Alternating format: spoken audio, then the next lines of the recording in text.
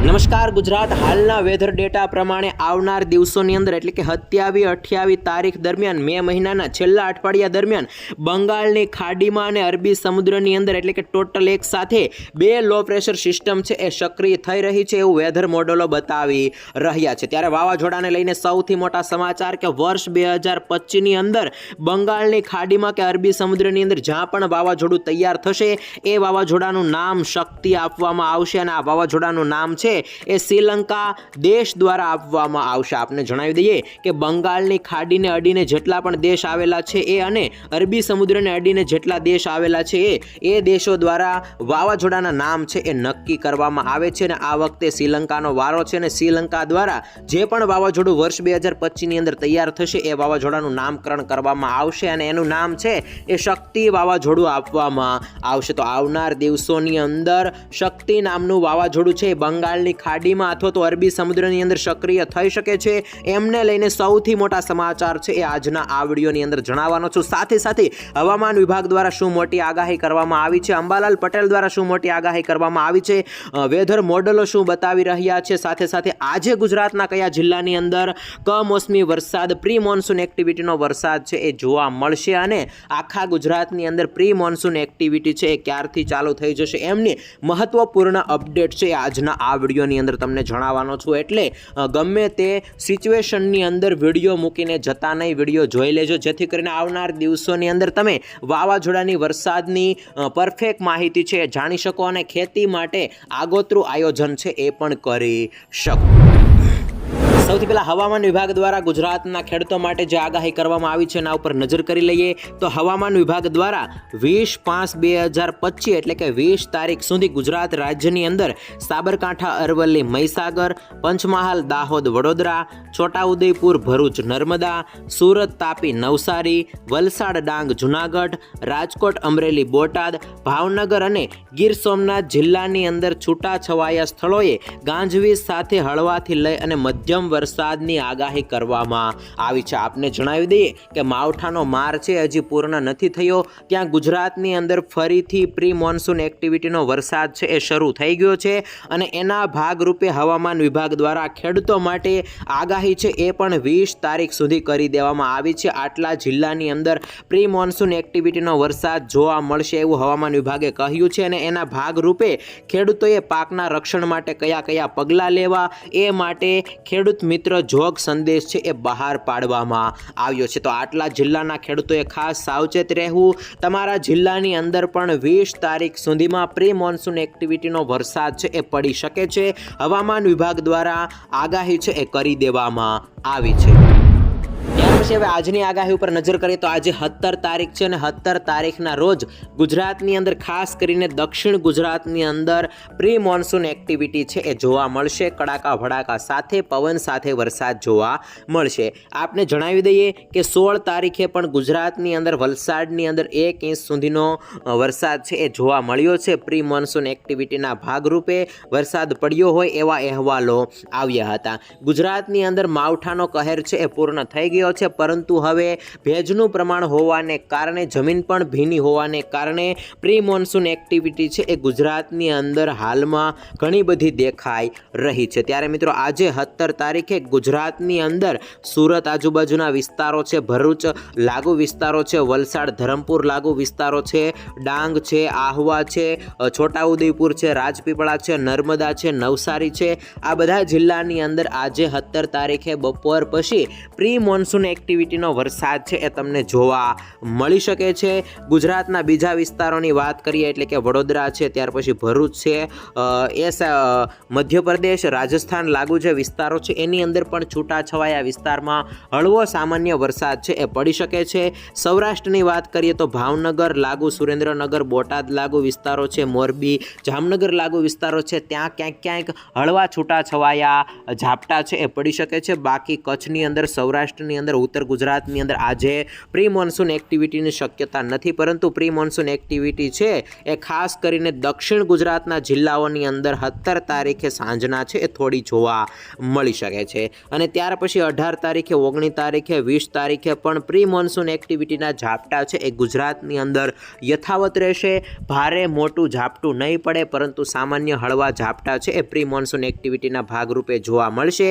દરિયાકાંઠાના જે જિલ્લાઓ છે એની અંદર વહેલી સવારે વાદળો છે એમની સવારી જોવા મળશે અને ક્યાંક ક્યાંક હળવો વરસાદ છે એ પણ પડી શકે છે. ત્યાર પછી અહીંયા એક મહત્વપૂર્ણ ડેટા મેં તમારી માટે કાઢેલો છે. 31/5/2025નો આ ડેટા છે, એટલે કે મે મહિનાનો છેલ્લો દિવસ છે.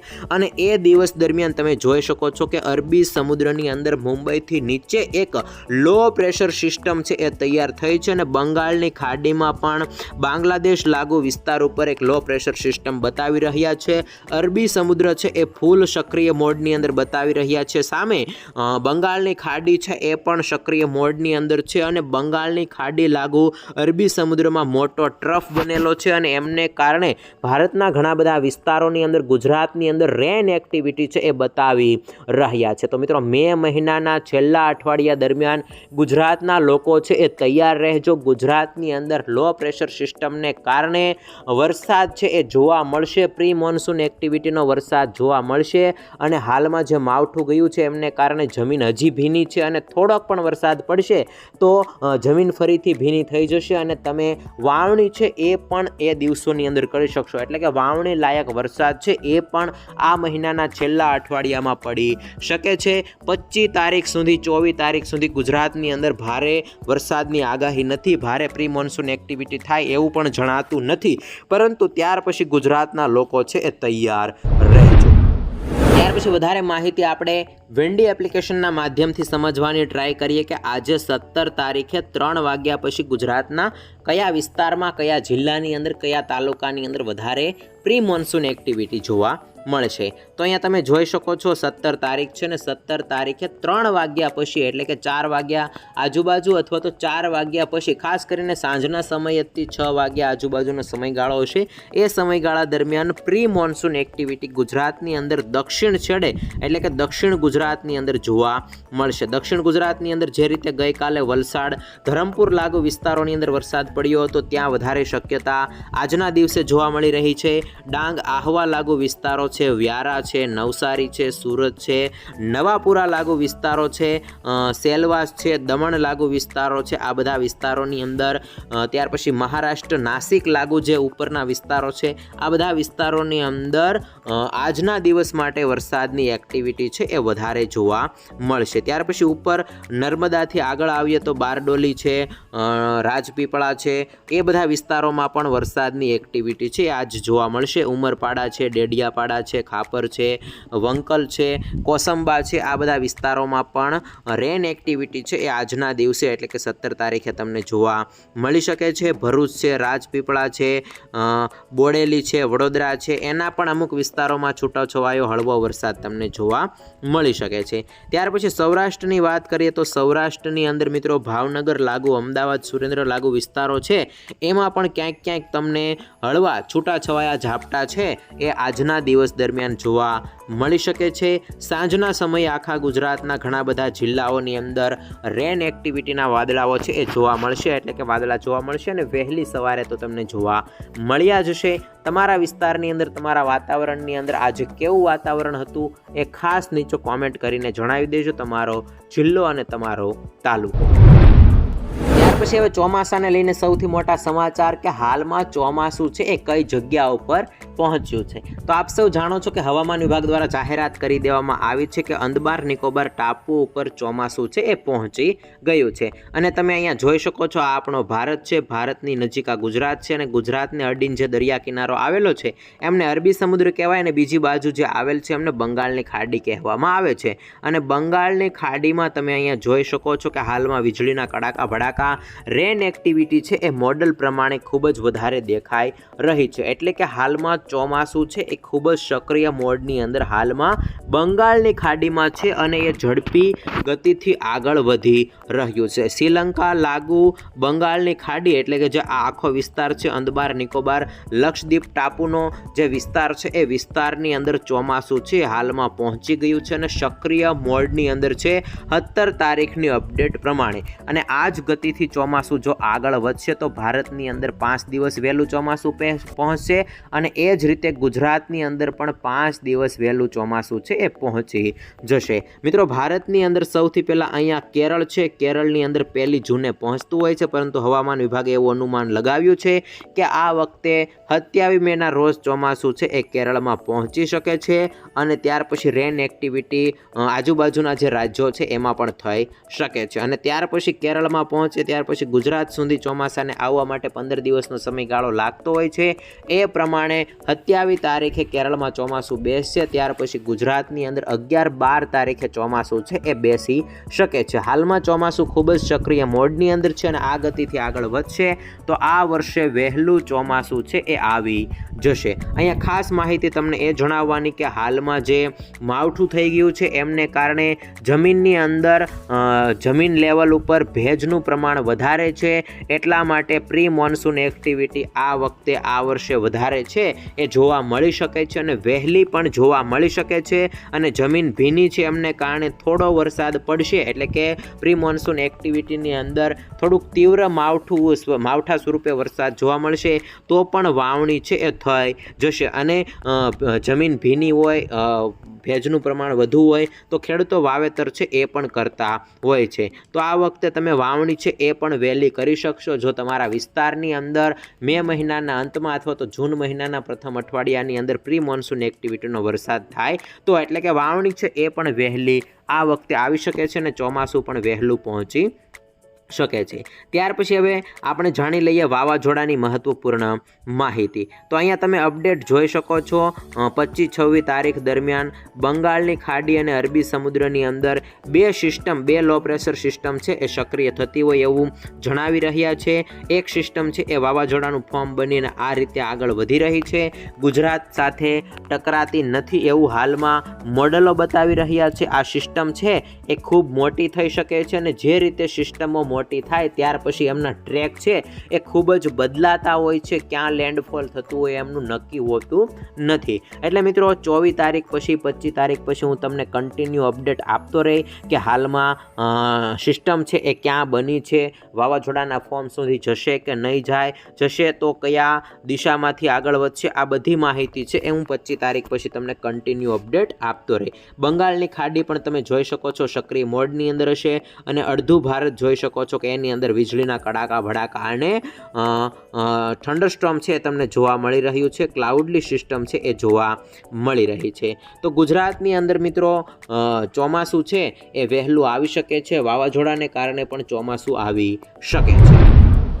આગળ જોઈએ તો ગુજરાતના લોકોએ હાલમાં ડરવાની જરૂર નથી. હાલમાં એકેય મોડલ એવું બતાવી રહ્યા નથી કે વાવાઝોડાના ફોર્મ સુધી આ સિસ્ટમ જશે, પરંતુ આગળ પરિબળો છે એ મળી શકે છે અને પરિબળો મળવાને કારણે એ સાયક્લોનિક સિસ્ટમની અંદર ફેરવાઈ શકે છે. સંભાવના ઘણી બધી છે, 70થી 80% આપણે કહી શકીએ, પરંતુ હાલમાં મોડલો છે એ બતાવી રહ્યા નથી કે વાવાઝોડું જ બનશે. હજી મિત્રો આ અનુમાન છે એ ખૂબ જ દૂરનું છે, એટલા માટે અત્યારે સ્પષ્ટ છે એ કહી ના શકાય, મોડલો પણ બતાવે નહીં.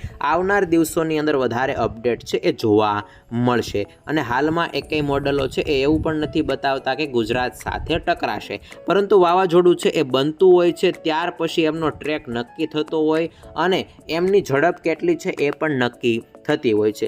એના બેઝ રૂપે જો અરબી સમુદ્રની અંદર મોટું વાવાઝોડું બનશે તો એમના ભાગરૂપે ગુજરાતના દરિયાકાંઠાના અને બીજા જિલ્લાઓ છે એની અંદર સારો વરસાદ છે એ થઈ શકે છે. છેલ્લે પણ બિપોરજોય વાવાઝોડું આવ્યું હતું, એમને કારણે વહેલા વાવણી ગુજરાતના ઘણા બધા ભાગોમાં થઈ ગઈ હતી. એવી રીતે આ વખતે પણ જો મે મહિનાના છેલ્લા દિવસોની અંદર અથવા તો જૂન મહિનાના પ્રથમ અઠવાડિયાની અંદર કોઈ વાવાઝોડું અરબી સમુદ્રની અંદર સક્રિય થાય, લો પ્રેશર સિસ્ટમ બને, ભેજવાળા પવનો અને તાપમાનની અંદર તફાવત હોય અને વાવાઝોડાના ફોર્મ સુધી જાય તો રેન એક્ટિવિટી છે એ વધારે પડી શકે છે. આવનાર દિવસોની અંદર વધારે અપડેટ તમને જણાવતો રહે. ખાસ તમારે હાલમાં ધ્યાન રાખવાનું છે કે ગુજરાતની અંદર 17થી લઈ અને 24 તારીખ દરમિયાન ભારે માવઠાની શક્યતાઓ છે એ રહેલી નથી. ગુજરાતના દરિયાકાંઠાના અને દક્ષિણ કાંઠાના જે જિલ્લાઓ છે એ જિલ્લાઓની અંદર પ્રી મોન્સૂન એક્ટિવિટી છે એ થોડી ચાલુ રહેશે. 16 તારીખે રહી હતી, 15 તારીખે પણ રહી હતી અને 17 તારીખે પણ જોવા મળશે. 18 તારીખે થોડીક ઓછી જોવા મળશે. ત્યાર પછી 19, 20, 21 તારીખોની અંદર પણ સામાન્ય હળવા ઝાપટા વરસાદ છે એ જોવા મળશે.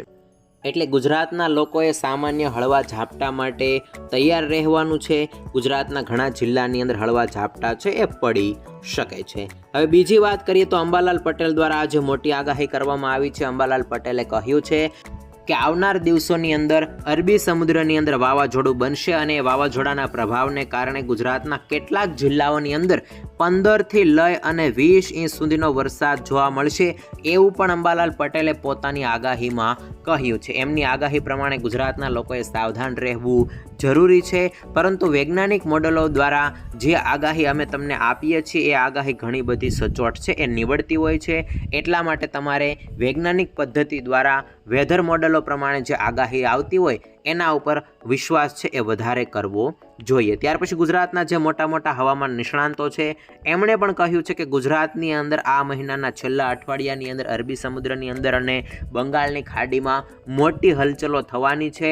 મોટા વેસ્ટર્ન ડિસ્ટર્બન્સ છે એ તૈયાર થવાના છે. લો પ્રેશર બની શકે છે અને એ વાવાઝોડા સુધી પણ જઈ શકે છે. જોકે વાવાઝોડું જ બનશે એવું હજી હવામાન નિષ્ણાંતો દ્વારા કહેવામાં નથી આવ્યું, પરંતુ વાવાઝોડાનું ફોર્મ છે એ બની શકે છે. અને એ બધી એક્ટિવિટી છે એ ગુજરાતની અંદર 27 તારીખ પછી જોવા મળશે. એટલે ત્યાં સુધી ગુજરાતના લોકોએ ખેતીના કામો છે એ પણ પતાવી દેવાના છે અને વાવણી માટે પણ તમારે તૈયાર છે એ થઈ જવાનું છે. કેમ કે આ મહિનાના છેલ્લા અઠવાડિયાની અંદર અથવા તો જૂન મહિનાના પ્રથમ અઠવાડિયાની અંદર ગુજરાતની અંદર પ્રી મોન્સૂન એક્ટિવિટી છે એ પણ ઘણી બધી બતાવી રહ્યા છે. ખાસ કરીને કચ્છ જિલ્લો છે, ઉત્તર ગુજરાતના સાબરકાંઠા, બનાસકાંઠા, મહીસાગર લાગુ જે વિસ્તારો છે એની અંદર ઓછી રેન એક્ટિવિટી આ મહિનાના અંતમાં અથવા તો જૂન મહિનાના પ્રથમ અઠવાડિયામાં હોઈ શકે. બાકી બીજા જે સૌરાષ્ટ્રના દરિયાકાંઠાના જિલ્લાઓ છે, દક્ષિણ ગુજરાતના દરિયાકાંઠાના જિલ્લાઓ છે એની અંદર તો પ્રી મોન્સૂન એક્ટિવિટી છે એ તમને 100% જોવા મળશે. એટલા માટે ગુજરાતના લોકોએ ખાસ તૈયાર રહેવાનું છે. વરસાદની અપડેટ દરરોજ હું તમને આ ચેનલના માધ્યમથી આપતો રહે, એટલા માટે ખાસ ચેનલ સાથે જોડાયેલા રહેજો અને આવી વધારે માહિતી છે એ ગુજરાતના દરેક ખેડૂતો જાણી શકે એટલા માટે આ વિડીયોને બને એટલો શેર કરજો. આવજો. આભાર.